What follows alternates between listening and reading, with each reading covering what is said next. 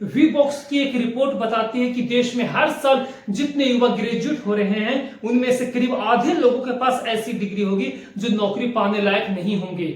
और इन्फोसिस के एन नारायण मूर्ति समेत कई बिजनेसमैन पहले अलग अलग मौकों पर कह चुके हैं कि देश में एजुकेशन की क्वालिटी मिली जुली होने की वजह से उन्हें लोगों को हायरिंग करने में दिक्कत होती है।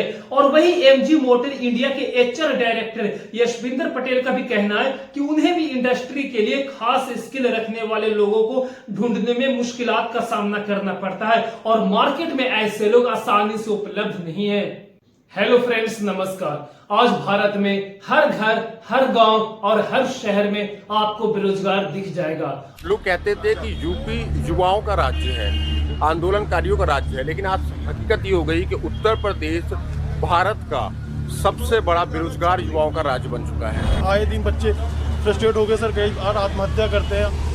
देश के यूथ को जॉब्स नहीं मिल पा रही। In the year 2000, around 35% of Indian youth were unemployed. By 2022, the number almost doubled. The ILO says about 65% of the youth in India are jobless. 65%. और आज भारत में बेरोजगारी का आलम किसी से नहीं छिपा है।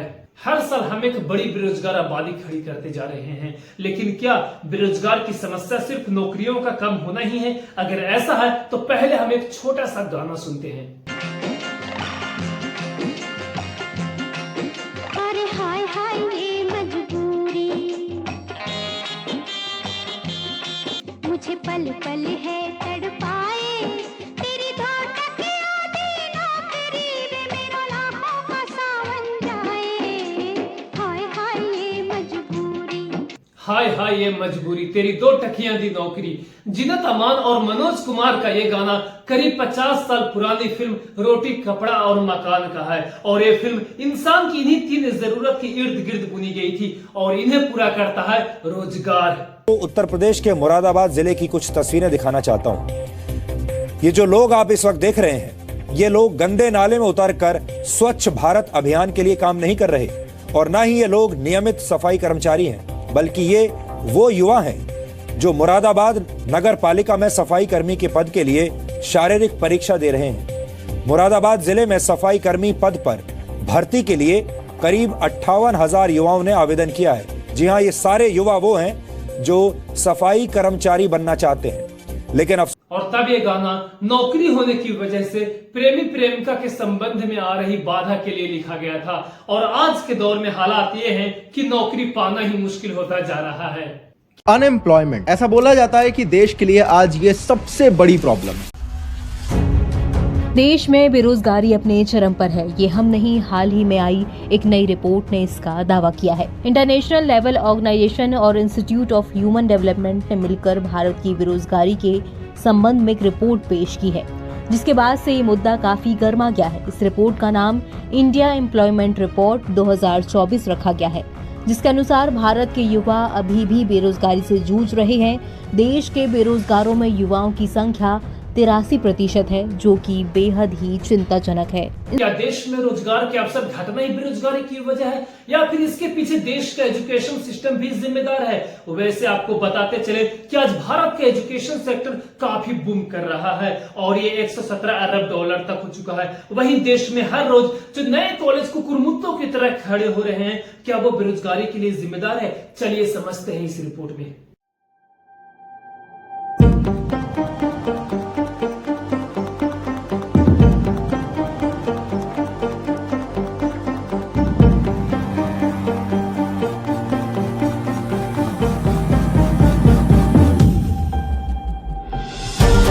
बिना स्किल की डिग्री कैसे दिलाए रोजगार? देश में हर साल ग्रेजुएट होने वाली जनसंख्या के आंकड़ों पर एक नजर डाले तो इसमें एक बड़ा नंबर ऐसे लोगों का है जिनके पास ना तो कोई स्किल है ना समझ, फिर भी उनके पास डिग्री है।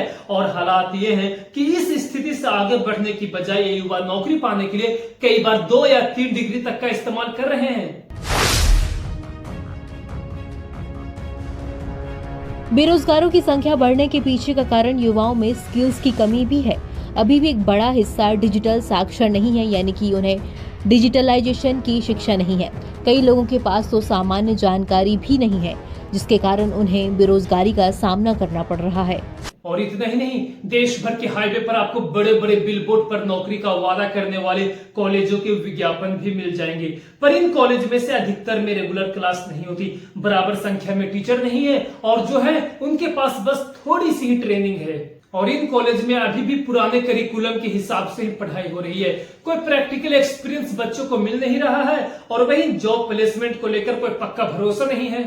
और वहीं टैलेंट असेसमेंट कंपनी वीबॉक्स की एक रिपोर्ट बताती है कि देश में हर साल जितने युवा ग्रेजुएट हो रहे हैं, उनमें से करीब आधे लोगों के पास ऐसी डिग्री होगी जो नौकरी पाने लायक नहीं होंगे। और इन्फोसिस के एन नारायण मूर्ति समेत कई बिजनेसमैन पहले अलग अलग मौकों पर कह चुके हैं कि देश में एजुकेशन की क्वालिटी मिली जुली होने की वजह से उन्हें लोगों को हायरिंग करने में दिक्कत होती है। और वही एमजी मोटर इंडिया के एचआर डायरेक्टर यशविंदर पटेल का भी कहना है कि उन्हें भी इंडस्ट्री के लिए खास स्किल रखने वाले लोगों को ढूंढने में मुश्किलात का सामना करना पड़ता है, और मार्केट में ऐसे लोग आसानी से उपलब्ध नहीं है। और सीएमआई के हिसाब से अक्टूबर से दिसंबर 2023 के बीच 20 से 24 की एज ग्रुप में 44.49 युवा फीसदी बेरोजगार थे, और 25 से 29 की एज ग्रुप में बेरोजगारी की दर 14% से भी अधिक थी।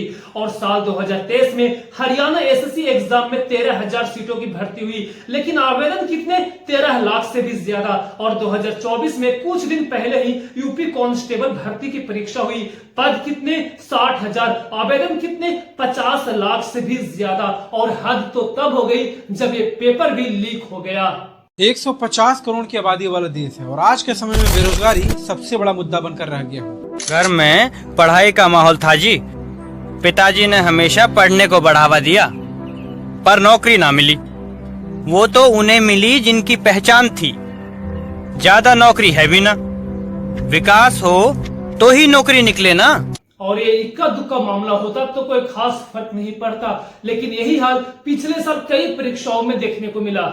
अब एक तरफ युवा बेरोजगारी से परेशान होकर आंदोलन कर रहे हैं, तो दूसरी तरफ सरकारें अपनी उपलब्धियों का बाजा बजा रही है। और इस सब के बीच आती है इंटरनेशनल लेबर ऑर्गेनाइजेशन की एक report, Indian employment report 2024। International labour organisation संयुक्त राष्ट्र की एक संस्था है। इसने देश में युवाओं के हाल के बारे में बड़ी गंभीर बात सामने रखी है। इसके मुताबिक देश के कुल बेरोजगारों में 83% युवा है। इतने किस्से, इतने आंकड़े, तो फिर आखिर सच क्या है? इसे समझने के लिए पहले थोड़ी सी इकोनॉमिक्स समझ लेते हैं, तभी समझ में आएगा कि देश की इस कॉम्प्लेक्स समस्या की जड़ें कितनी विशाल है। और अब बात करने जा रहा हूं बेरोजगारी पर। बेरोजगारी क्या है, इसको समझने के लिए पहले आपको दो चीजें समझनी बहुत जरूरी है।